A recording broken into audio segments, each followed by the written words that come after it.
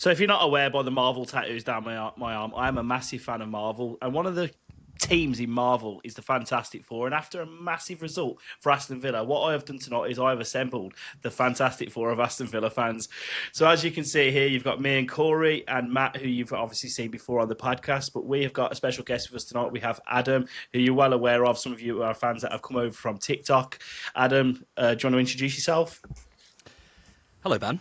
Thanks for having me. Yeah, so I'm Adam. I work in sports marketing, work for an agency in Manchester, producing content for a lot of football clubs, F1 teams, brands.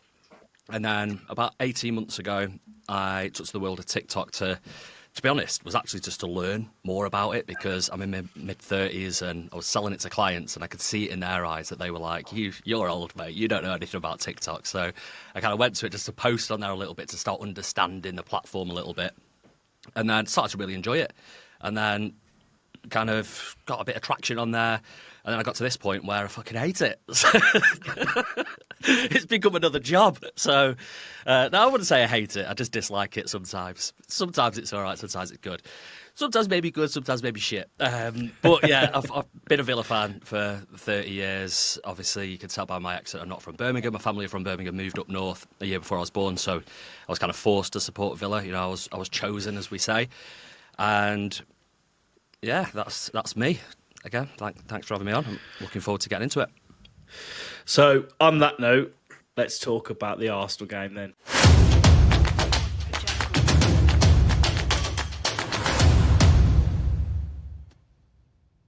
Welcome back to the latest episode of B6 and Beyond. We are here to talk about the Arsenal game and what a special day at Villa Park. Before I do get into it, I just want to remind you all that we do have that ongoing giveaway for either match tickets or a shirt of your choice. All that you need to do to qualify is make sure to tap that subscribe button.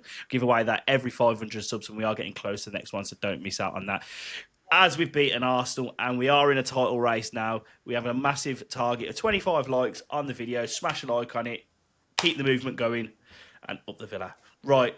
Straight into it, boys, because I think we're all here to get into it and talk about the game. I want to hear all of your instant reactions of how you felt with that Buendia goal. Cory, kick it off. Just pure jubilation, to be honest. I think it's one of them, like I said to a few of you boys offline, like, as a Villa fan, last-minute winners seem so few and far between. The Snodgrass one springs to mind for me as one of the sort of the most recent ones. Obviously the Conza one at Watford, so especially in a game like that where at times I think it would have felt like 2 points dropped if we hadn't have won as soon as that ball hit the back of the net. I think as well with Tielemans sort of almost scoring just beforehand with that first shot. Oh, mate, honestly, just pure jubilation. Lost for words. I couldn't just screaming the house down. That was my pure reaction. Matt, I know it was your birthday yesterday and you was probably a good few points deep at this point. So how did you feel, mate? Mate, I was in a pub in London watching it. There was about 7 Villa fans in the pub and about 50 Arsenal fans. And mate, when that went in, we were going, it felt like I was in the whole tent. We were going absolutely nuts. I went silent apart from us lot. Like Cory's just said as well, I spoke to my old man on the phone earlier. He was there. And I was saying, I can't remember the last time, other than the concert, a last-minute winner at Villa Park. The last time we scored a last-minute winner with such like value and importance around the goal. And these kind of games, you know, a point against Arsenal, never a bad point, especially where the way they're playing at the moment. But if we want to make a statement and kind of, a lot of people dismissing whether we're in a title race or not, I think it's there to be, the proof is there, you know, we're in December, we're third, we're beating people like Man City, like Arsenal. It's these kind of results that make the rest of the league stand up and go, actually, these boys might be here to stay. And it was a real statement win, and just to win it in the manner we did, unbelievable. So people are usually used to hearing from you, Adam, about all the things off field. Let's talk a bit more. Yeah, this is actually the first time I've ever allowed my on-field opinions be broadcast. Most of my mates are like, I don't fucking ever speak about your on-field opinions, mate. But we'll go, and then you can edit it afterwards. How did I react? So I was half and half. Probably 90% of me was just clearly, obviously, buzzing. But there was this 10% of me that thought, I've just missed probably the best moment at Villa Park. I wasn't there. We had a like a Polar Express thing booked with my 5-year-old for 11 o'clock in the morning. It finished at 12:30, and because we booked it when it was 3 o'clock kickoff, and then they changed the times, so it was either well, put it this way: I met Father Christmas, and none of you lot did, so I'm the one that's winning. So we went there. We had a table booked at a pub literally next door. It was a 2-minute drive. Got there just in time for kickoff, and when Arsenal scored, I heard someone on the other side of the pub celebrating, and I thought, you are so disrespectful, celebrating like that in a family pub, in a family restaurant. Who do you think you are? Mate, I don't think I've lost my head when we scored. I had to apologise because I ran. My little girl's laughing her head off. My wife's just going, "Oh, here he is again." I'm running around this pub like an absolute madman. It's not even just a pub; it's like a pub restaurant with families having their like Christmas, get-togethers and stuff. And then I was in this thing for about 20 seconds and realised I'm not at home, so I kind of had to go, "Oh, sorry." But then there was this little 10% of me thinking, obviously Ben, you were there. Tell us about what it was like in there, because the only thing I've had close to that recently was that third goal against PSG when I was there, and just that kind of, I think I ended up 3 rows in front, and just carnage is what we go to football for, isn't it? I've seen some people say it was better than the PSG goal. Right. Not to rub it in. Personally, from my feeling, I would say it was better myself as well. Yeah. I'd never experienced anything like that moment to the PSG, because the PSG game, we thought that we were getting back into it, and we thought we had the hope that we were going to actually do it, but because it was so late in the game, and it was just like, honestly, I've never experienced anything like it in Villa Park. It was unreal, and I think the scenes just around the ground and looking, because you're just absolutely overcome with joy yourself, but you're looking around, everyone's hugging each other, I'm hugging some random bloke behind me and in front of me, and then you look over on the pitch, and what did it for me is the players, and seeing the players' reaction.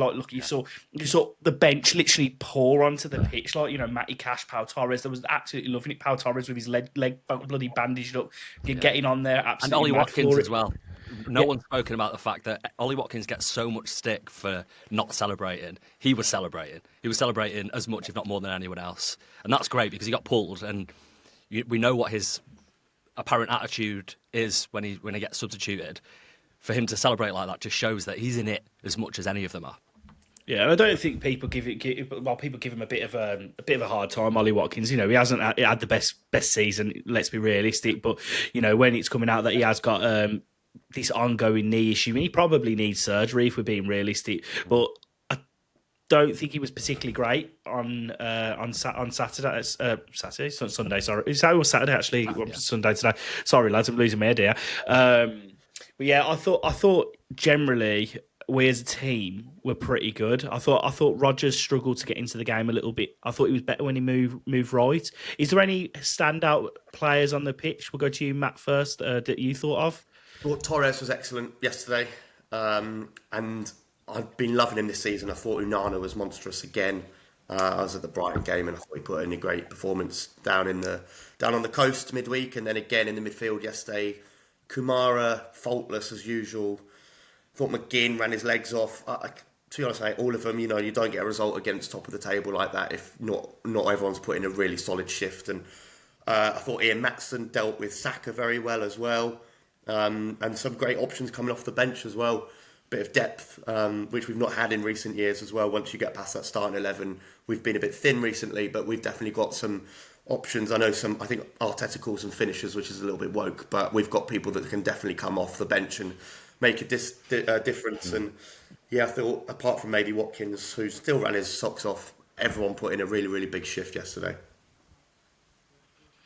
It's just crazy though, because people were speaking about our transfer window and how poor it was, and discrediting what we did. But realistically, how many of the players that we actually brought in the summer have had a massive effect? Really, Marco Bizot. After that, it's Sancho. Maybe at a stretch, it's mad to think. I'm not going to say anything. Guess mate. I was going to say, Yeah, I'll leave that one out. So it's funny you mentioned Pau Torres, actually, Matt. I just want to bring up a stat about Pau Torres. So Aston Villa have not lost a Premier League home game that Pau Torres has started in 1 year and 3 months and 12 days. Played 15, won 11, drew 4. Villa have won their last 7 in a row. Pau Torres in the starting lineup, conceding just twice in that run. Like, I'll be the first one to put my hands up and say I weren't a massive fan of him. Like, I thought he was far too weak for the Premier League. But I don't know about you guys, but I feel like this season he's come back and he just looks an absolute tank. He looks a completely different player. You know what I think it is? And by the way, this is no slight on Tyrone Mings. I adore Tyrone Mings. I think I know he gets a lot of stick, and it's not me saying who's better or anything like that. But Pau Torres plays better when Tyrone Mings is injured. And when he's, some players almost need that push, need that player who's pushing them. It's almost as if, a little bit like what we said when Ings went in the January, was it? And we brought in Duran. People kind of go, why have we not signed a bigger striker? And then that's when Watkins almost went to the levels he went to, because he didn't have that competition. He knew he was going to play. He knew he had that consistency playing at midweek on Saturday. I think it's the same with Pau Torres. I think he need those consistent run of games is doing him a lot of favours. I think when Tyrone Mings is fit, which obviously we all want, but actually probably does a little bit of detrimental harm to Pau Torres' game. Because think about the Champions League qualifying year, so the season before last, Mings was out. He was great. Last season, he was okay. I wouldn't say he had a bad season. He didn't have a great season. He was probably good, but that was kind of when he was in and out. And probably the start of this season was the same. He wasn't great because he was playing every other game. Since Mings has got injured, he's been fantastic. Yeah, I know he tried to play Mings alongside him, which was disastrous, wasn't it? Playing Mings at like right-sided centre back in Europe. That was Go Ahead Eagles game, wasn't it? Correct me if I'm wrong. And that didn't work. But I think personally, if Pau Torres is fit, he has to start pretty much every game apart from maybe the cup games or like the games in Europe where we should be rotating him for that. Because for me, I think what he provides you on the ball, we can't not have that in the side. What's your opinions on Pau Torres this season, Cory? Yeah, I mean, obviously, listen, he's been excellent. Like you say, I can definitely speak for myself, you and Matt here. I don't know about you, Adam. I think we all sort of wrote him off and we're just like, listen, if a bid comes in, we're more than happy to see him go and get someone else in. Obviously, there's no denying his ball playing has always been top. He's one of the best ball players, playing defenders in Europe. There's no denying that. But the one thing I've noticed, especially this season, is he's more structured in how he defends. He's on the backs of the strikers. Now he's pressing to them. He's a lot stronger. Whereas before, I think he was always very 50-50 on whether to be touch tight or whether to drop off, and that's always what's been a problem, is when that ball's getting crossed in, he's not in the right area, and we conceded a lot of goals where he wasn't marking someone, or him and Konza, there was a bit of disparity there, whereas now he's just structured. He's like, right, I'm going in, I'm taking on these players. I mean, I remember the City game and he was bullying Haaland, and Haaland's a big bloke, and Torres obviously last year was very weak. This season, I don't know whether he's been hitting the gym or what he's been doing, but fair play to him. Right, I'm going to hand the floor over to one of you. I'll let one of you put your hand forward to who wants to talk about it. So, first goal, my friend Matty Cash gets the opening goal. He has come on leaps and bounds this season. Who wants to wax lyrical about Matty Cash this year? I'm more than happy to. Far away. I've been doing it since we started this podcast. It was always a bit of an ongoing thing at the start where it was like hot and cold. Ben despised Matty Cash. I love Matty Cash. I mean, listen, like I say, at the moment, it sounds crazy to say, there's not many fullbacks in Europe I'd take over him. He's been phenomenal. His defending's superb. Going forward, he's been brilliant. His shooting's unbelievable. Don't get me wrong, it's poor by Eze on both parts, because they had a warning chance before where obviously Declan Rice put in a brilliant block to deny him, but he's just getting himself in those positions and he just seems so confident in himself. And I think we've always known Matty Cash to be someone who can strike a ball. He was obviously a right winger at his early days at Forest and got a few goals, one actually against us, I remember, in that 5-5 game. And he's always been one of those sort of players, but especially now, I think Emery's given him that licence to say, listen, you're going to be my attacking fullback. Go do what you want. and he's taking full advantage. And even his crossing now, his crossing's a lot better than it used to be, especially on his left foot, which I don't know where that's come from. He's got a wonderful left foot all of a sudden as well. I think his left foot crosses are actually better than his right foot crosses. To be honest with you, he seems to just play that lofted ball, doesn't he, over the back? But he has come on leaps and bounds, and I don't disagree with you. I would personally say I would go as far as saying the only right backs that are better than Matty Cash in the Premier League at this point in time, even though one of them hasn't been playing right back that much, is Reece James and Urian Timber. After that, I really do struggle to pick a right back better than him at the moment. I think a lot of people like you, Ben, in the past have failed to remember that he won our Player of the Year like not long ago. He was great, and it's not as if this player has come out of nowhere. We knew it was in him. And I don't disagree with you.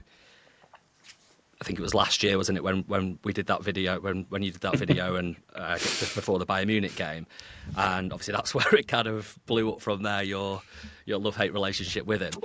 At the time, he wasn't at the top, but it was about clearly Emery sees something in him. 12 months ago, every single window, probably the last 3 windows, us as Villa fans were probably all going, surely he goes now. But then he's constantly kept him because he knows that player is in there to unlock, because he was there a couple of years ago. I can't remember what year was it that he won it. Was it? It was the year that we got Europa Conference, the Conference League, weren't it? I believe. Correct me if I'm wrong. Right. So it's like, no, he weren't. I agree. I agree with you. Don't get me wrong. He's been really, really good. Like I've never not liked him as per se. It's just the problem was at that time when we did that video is you was giving me a right back from either Bayern Munich or Matty Cash, and he weren't performing. So I'm sorry, mate. I had to go for Sasha Moe at that time. But anyway, but what you did say though was who, and then Leon, who was the producer at the time, repeated the name, and you went, I don't know who that is, but I'll have anyone over Matty Cash. Yeah, so all right, I'll take that one. I think it's funny to mention actually as well. You mentioned obviously that he won Player of the Year. I think Villa players seem to be cursed with that, because I remember Matty Target got Player of the Year for us that one season. Then he went to shit, so to speak. Matty Cash got it, and then he had a poor season. Obviously, Tielemans got it last year, and he's not exactly set the world alight this season. So I don't know what seems to be the case with that, but. On the subject of Player of the Year, totally off topic here, but this winds me up. So, did you watch the McGinn documentary? Yeah, it's brilliant. Brilliant. Really, really good, isn't it? And it reminded me that Jack Grealish didn't win Player of the Year that season. So, when we booed him and Michael Owen's coming out going, he single-handedly dragged Villa to promotion. Only he did that. He wasn't even our best player. In the season, we know during that 10-game period he was phenomenal. Him coming back from injury was definitely the turning point. All of that sort of stuff. But yeah, just going back to that, just always makes me laugh that he didn't even win it that year yet. People have got it in their head that he was the only player we had. Matt did a fantastic video on that, to be fair, on TikTok about basically, Tammy Abraham was amazing. I'll let you talk about this, Matt. I'm trying talking for you. Yeah, in that video, just like El Ghazi was unbelievable that season. McGinn, Mings, there was a lot of people who contributed to our promotion season that season, like you touched on. And when Grealish came back and we went on that 10-game winning run, he was obviously a huge part of it. But he also missed like 18 games for injury that season. And he wasn't our player of the season. There was a lot of other bodies that you could lean on and go, that's who got us. Well, it was a team effort. But when they say like he single-handedly dragged us up, he absolutely didn't. And I love Grealish. I'm not slagging him off at all, but he was not the main man the year we got promoted at all. But just going back to Matty Cash and just thinking about the players that we spoke about earlier on the pod at the start of the season, Ben, about some of the signings maybe hadn't worked under Monchi. I just look at how Emery gets like an extra gear out of everyone. I genuinely thought first season Prem, like I love McGinn, and we just touched on him then. I thought he could maybe get replaced at some point, but now obviously he's our captain, one of the main people in the team. Matty Cash again. We were linked with Denzel Dumfries last summer. Maybe I don't know if it was ever a pipe dream or if it was actually going to happen. But if you'd offered me Dumfries or Matty Cash, I'd have snapped your hand off for Dumfries. But like you just reeled off 2 names there, other than Timber and Reece James, there's probably not a better right back in form at the moment in the league. Pau Torres. It's just everyone that works under Emery seems to find an extra gear, and it's Emi Buendia this season as well. Like everyone we've got, he just gets the absolute best out of them. Like, I love that man so much. He's an absolute genius what he's doing to this squad. Luca Digne is another prime example of Yeah. it, isn't he? Like, everyone thought that he was potentially going to leave the football club. The links to Saudi. I thought multiple times he was going to go, but he saw off Alex Moreno. He kind of seen off Ian Maatson, although Ian Maatson was fantastic, I thought, against Arsenal. I thought it was a really strange selection. I'm not going to lie, because I thought, Luca Digne's experience and how good he's been, I thought he'd be the prime candidate to start, but who am I to question Unai Emery, man, at this point? I think another key thing to mention there, when you mention people like Ian Maatson, and you think of Maatson, Daniel Marlin, all these players who are probably thinking, well, I'm coming into the club and I want to be playing, and neither of them seem upset by it. Matsson's come out in interviews and said, listen, I understand that I've got to perform at my best if I want to get the starting role. Marlon said the same. The only people who've done it are obviously crybabies like John Duran, who ended up going to Saudi Arabia and now plays in Turkey. So that just shows that Emery, not only will he only pick players based on form, but also those players that aren't being picked, yeah, they might be unhappy, but they're still willing to work for it. Watkins, for example, he's come out and said that he wasn't happy, but he's more than happy to work and try and prove that he should be playing. And obviously, there's other players as well that have had to do that. Matty Cash is one of those where Andres Garcia was coming in for a few games and was potentially looking like starting until obviously he got injured for 25 months because, I don't know, he just went missing. But then you look at those sort of players and they're still willing to perform for him. So on the game, I thought first half, personally, I thought we were fantastic. Man for man, we were by far better than Arsenal all over the pitch. We could have easily been 2, maybe 3-0 up. Obviously, Watkins had his chance early on, which I know Cory said it was a decent save by Raya, but I thought he probably should do better with that myself. And from back seeing the highlight back, I still think Watkins probably should have done better with that. Obviously, we've got the goal as well. Matty Cash had the chance, which was blocked really well by Declan Rice, to be honest with you. He got over pretty quickly to block that shot. But just generally, the lion's share of the chances all come to Villa. And I thought that was pretty much the story throughout the game, to be honest with you. Arsenal, yes, they had a couple of chances, but most of their shots come from like pop shots from the edge of the box. And when you've got Emiliano Martinez, who again, I'll just say out loud, he was fantastic. I thought on the weekend, I thought he commanded his area very well, made big saves in crucial moments when he needed to. Because I thought that Odegaard effort in particular, the one that was, I thought that was creeping in under the bar. That was the one he's tipped over the bar. We go into the second half, and it wouldn't be an Aston Villa performance if we didn't make it a little bit harder for ourselves, and they pegged us back. Cory mentioned it to me over text that Villa Park seemed a little bit flat when we come out in the second half and a little bit nervy. But I thought that was pretty. That was going to happen. Like just coming out, everyone's just been down for the half time pints and whatnot. And Arsenal were always going to get a reaction in that second half. They weren't going to just lie down and have their bellies tickled at Villa Park. Although that would have been lovely if we'd, and it probably would have done my hairline a little bit better because losing hairs at Villa Park. But I thought we, after that moment when we conceded, we kind of grew back into it and controlled that second half. And I thought we were value for the winner. What was your view on the second half and the way that panned out, Adam? I text my brother and my son after about, I think it was maybe just before they scored or just after they scored, and I said, we're showing them too much respect here.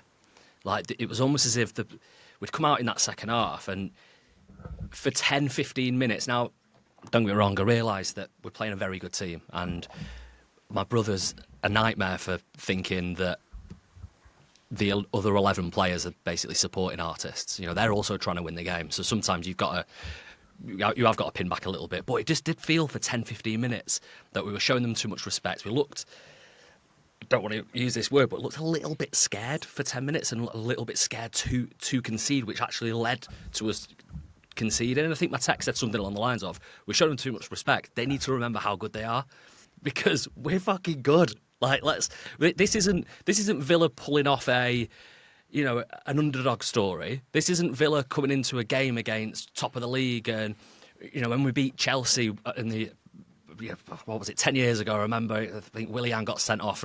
Was it Delph that scored or something like that? And that was like us coming out of the stadium like, we've pulled off a miracle. Oh wow, that's amazing. This is actually two teams who, in my opinion, are fairly level, and we should be actually beating teams like that if we want to finish in the top four at home. And, you know, when we were, I'm not taking anything away from the victory, but when we were kind of defensive and looked a bit scared and showing them too much respect, it did frustrate me a little bit. But after their goal actually damaged them, if anything, didn't it? Yeah, it's honestly, it's bang on what you say, mate. To be fair, it's like we don't quite believe that we are as good as what we are, because we seem to I think we've got history of bottling big occasions. Like realistically, we haven't got over the line in if you can even say the PSG game, because realistically we had chances to win that game. The Crystal Palace game in the FA Cup, and there's multiple games along the way. You could talk about Olympiacos, it was Sheffield United where we could have gone top. But I think it's now like the players need to start believing in themselves, because ultimately we as fans believe in them, and we're starting to believe that this genuinely could be something special. And ultimately, when you go 9 wins out of 10 Premier League games, that is the winning mentality. You're starting to build that, and now we've got that ingrained in the players. It's like, what's next? Just give us game after game after game. Give them us now, because while this is here and while we're hot, we just need to keep churning out results. Obviously, we've got West Ham coming up next, which we should be smelling blood there. I know West Ham have been a little bit better, should we say, recently. They were actually the better side against Brighton today, I thought. But we should be going there and we should be beating them, which then takes us into the Chelsea game. Chelsea, Manchester United, and then Arsenal again. If you give me 9 points out of all those 4 games, why can't we win the league? It sounds ridiculous to say as an Aston Villa fan, because we've the highest we've ever finished was 4th. Why can't we win the league, lads?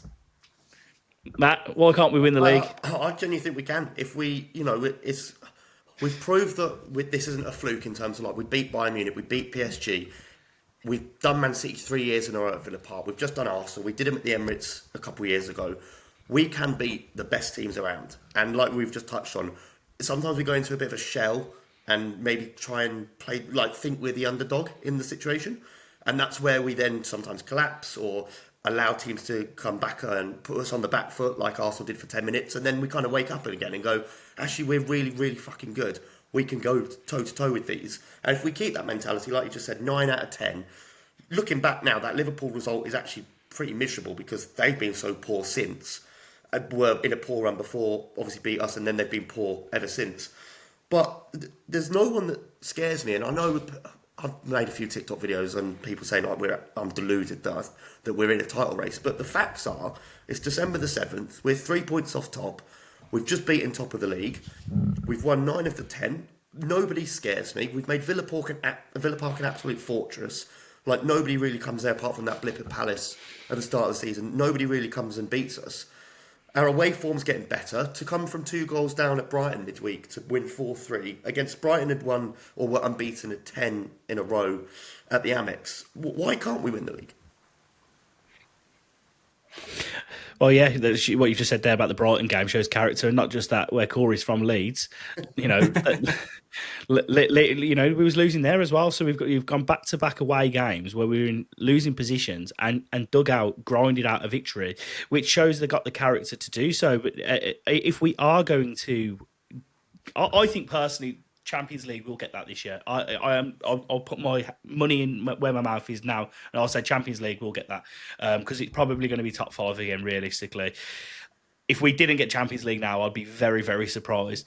We've put ourselves into a fantastic position, but why can't we go on that little step further? And I think we need to just keep grinding out these away results. I think that's what's going to get us over the line, because at Villa Park, it's a very weird feeling. Like, I don't know about you lads now, but when I go there now, I'm going there with the sense and the feeling that we're gonna win. We're not going to draw. We're going to win. We're going there. It's not if, it's how many we're going to win by. Yeah, there's no game you go into thinking I'd take a draw. I wouldn't even I expect us to win against anyone. I don't care who it is. The only games that Matt, you've just touched on it there, around the games where we've almost shown them too much respect or kind of been a bit scared. We always seem to lose those games. If you think about PSG away, and then think about that 20-minute spell where we went, no, fuck this, like, let's just give it them. And then all of a sudden, we get into the position, then we shit ourselves again and go, oh, actually, we need to show them respect again. It's like, I just wish they go. We should see, well, they clearly do see a lot more than fucking we do, don't we? But they need to be able to recognise that when we give it teams, we win games of football. As soon as we sit back and wait and show them a bit of respect. Sorry, the reason I was thinking of it was the Liverpool game that you spoke about, Matt. The reason we lost that one again, we had a couple of chances, but they were on the break. We never really did what we do in that game. We allowed Liverpool to play, and we kind of sat back and we were a bit cautious, a bit cagey, and then we tried to hit on the wings. Whereas actually, if we just put it on them, we would have won that game. Yeah, because as soon as you get a goal at Anfield, especially the way that they're feeling at the moment and the way they're playing, they would have crumbled. They would have definitely crumbled. So it's like, obviously West Ham coming up this weekend. I know you're going, Adam. I think we're considering it now in the home end because of that £15 ticket. It's mental, isn't it? What's your thoughts ahead of the weekend, Corey? Do you reckon we'll go and beat West Ham? I think we have to. Listen, obviously, those are the sort of games now, like you say, you've got the next three are West Ham, Chelsea, Man United. Man United at home, we always seem to, like we've just said, show too much respect to Man United. They're not Man United of old. They're not. Whenever we play Arsenal, we treat Arsenal like they are a championship team. Like we go into that game every time we play them. That's the one fixture I look at and just say, we'll win against Arsenal. Going into that game on the weekend, I had no doubts. Every person I spoke to, Arsenal fans, I was like, we are going to beat you. It's a matter of fact. And it obviously, we showed a bit too much respect at times, but it did happen. Man United's a game that's always a bit worrying. West Ham used to be, obviously, we managed to sort of break that duck last year with Onana scoring on the opening day against, not Onana, sorry, Duran scoring and Onana scoring on the opening day. Realistically, we should go into that game next week and just say, right, no respect shown, 3-4-0. Get it done, out the way with, move on to Chelsea, move on to Man United. Chelsea at the Bridge is a tough game. It's always going to be a tough game. Chelsea at home this season look really good. Away, not so good. But again, you get an early goal at the Bridge, they're going to crumble. And Man United, obviously, we've got to go into that and just say, it's not the same Man United. Go and put 2-3 past them as well. Why not? I just want to talk about Unai Emery for a bit before we do wrap up the pod. I don't know about you guys because obviously we're all different ages. But when I first started going down the Villa, my first season ticket was under David O'Leary, and then we went into obviously after that was Martin O'Neill.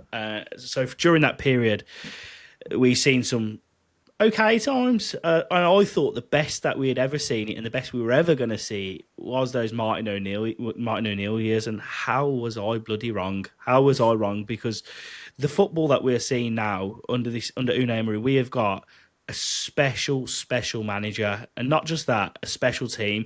Like there's people that will have conversations with me down the Villa, and I can't really relate to it because I don't really remember the teams from the late 90s and the early 90s, that got close to winning the league, the ones that won the Carabao Cup or whatever, the Milk Cup or whatever it was called back then.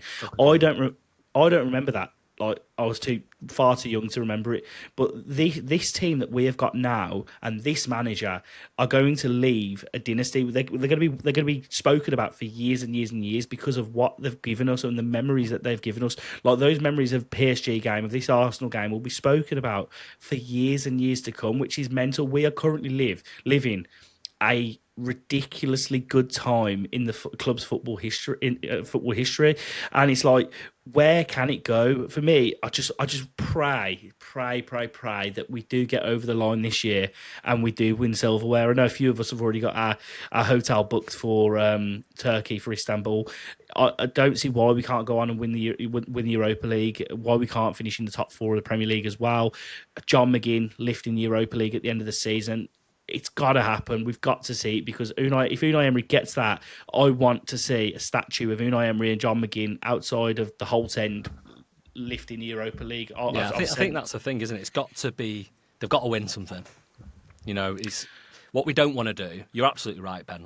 Everyone will always look back on these last few seasons with fond memories, but we don't want to remember it as the team that should have won something. We need to remember it as the team that brought us our first piece of silverware for 30 years.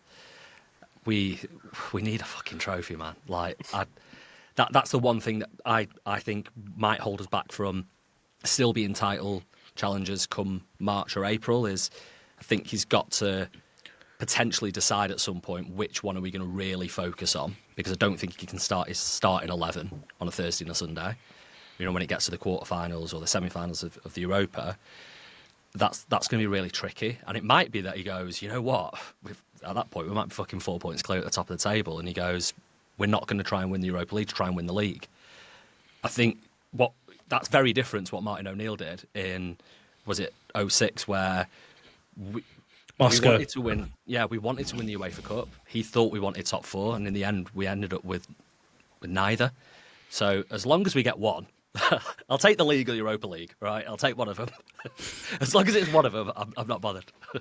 There's two things I'd like to pick out of that. So first bit is around Unai Emery. Like, it absolutely scares the fucking shit out of me that one day he's going to leave this football club. Honestly, it gives me like some stress disorder, mate. That I'm going to have lots. Honestly, I can't even think about it. Like, imagine when he leaves, like the club will be succession planning every single year on the possibility that something could happen, and he's got to go. Who's next best? But who the fuck replaces him? Who in this world is going to be able to step into his shoe? Because I don't see absolutely anyone that anywhere near the level of him. And the second bit I'd like to chat about is January is coming up. We're putting ourselves into a fantastic position here to potentially push ourselves towards a Premier League title and win the Europa League.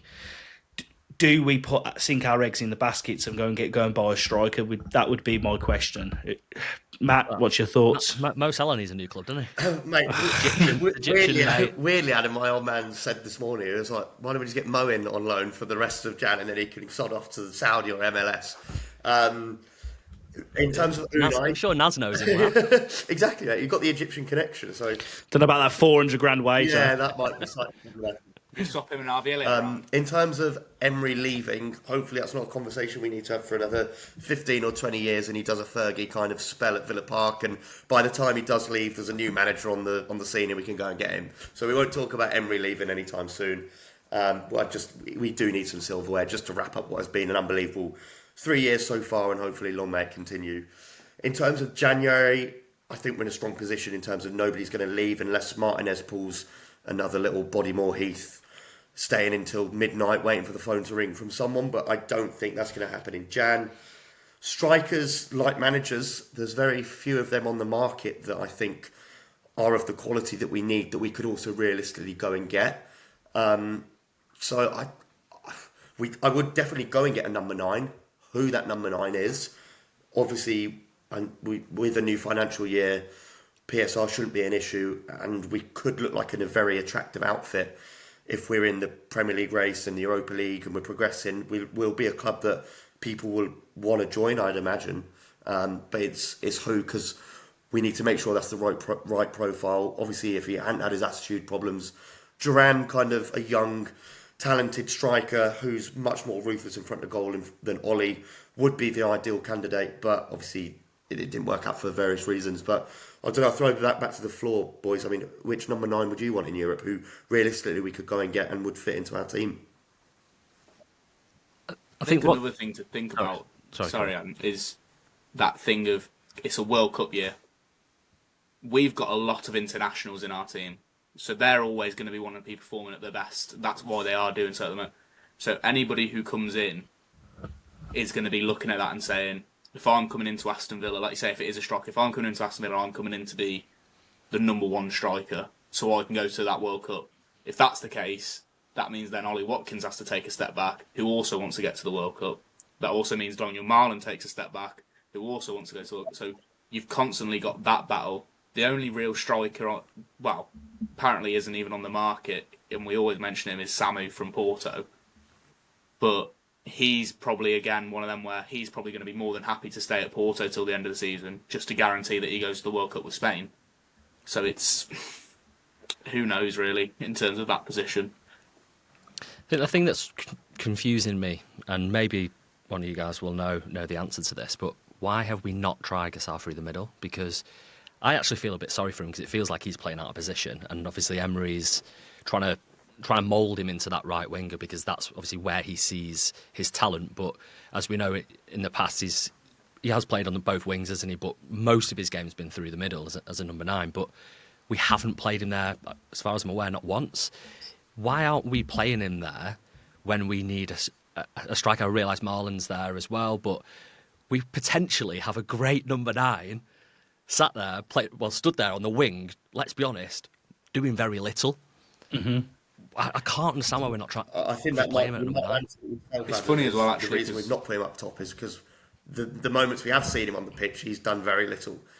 He's had a couple chances one-on-one in a few games. Go ahead Eagles, he should have probably had a hat-trick. Brighton, I genuinely don't remember him touching the ball. Apart from one little pirouette he did, but is that because he's playing out of position? Maybe. Is it because he's playing out of position? Clearly, the scouts from Villa Park saw something that warranted when we were really up against PSR. We needed to go and spend 25 million quid on him. There's clearly something there, and his profile's quite unique. He's an absolute unit, defensively very strong. But maybe that is Adam. Maybe you've solved it. That's the missing piece that we need. We need him up top, and we'll win everything. I mean, me and Ben have spoke, like, he's going off to AFCON now. Ivory Coast are more than likely, I mean, I'm not sure what their squad's like nowadays, but they've always been quite good. They're more than likely to go fairly far. If he can have a good tournament there, because every time he seems to go on international duty, he does seem to score for them. I've noticed that. Again, don't get me wrong, he is playing against electricians and engineers and all that, similar to when he scored his goal against Go Ahead Eagles, and he does now have probably the worst goal and assist ever for Aston Villa in terms of quality. But maybe that's something where he can go off into AFCON, grab himself a few goals, come back with a bit of confidence, and then if he does get the chance in the Premier League, he grabs himself a goal and Emery says, do you know what, Ollie, we can see that you're suffering, get yourself that surgery, son. We'll start with Guess on behind Marlon as that option to come on, who knows. Yeah, I think the club are going to assess it by January, because ultimately, if we are in that position, we will strengthen. I did hear a whisper that with the Harvey Elliott situation, the club are currently negotiating with Liverpool to basically get rid of that clause so that we don't have to play the 10 games before we buy him. Not sure how accurate that source is, should we say? But if that is the case and they can get rid of that 10-game spell, it means that the club can effectively give him more game time, because effectively at the moment it's benefiting absolutely no one, because we're not going to sign him for £35 million. Liverpool ain't going to go back there and play. So effectively all that he's doing now is hampering Harvey Elliott's career. If they get rid of that clause, it gives Unai Emery then the opportunity to play him more, give him more game time. He'll feature more for Aston Villa, which potentially could put him in the shop window. And then if he does flourish at Villa, we might sign him. But ultimately, I don't see us going and spending that money on him when you can go and put £35 million towards whoever our potential next striker is, or whatever position we're going to go for. I just think personally that striker area, as we just touched on, is the area that I think they will look to go to next, because Ollie Watkins isn't getting any younger. What is he, 30 years old now? He's clearly got something wrong going on with his knee. He probably needs surgery.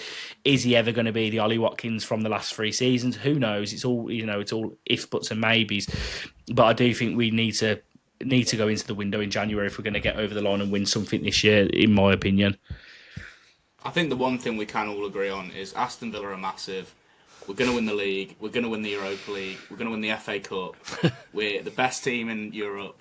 Another 3 points against the Arsenal on the weekend. Another 3 points next week. 3 points away in Basel. Up the Villa.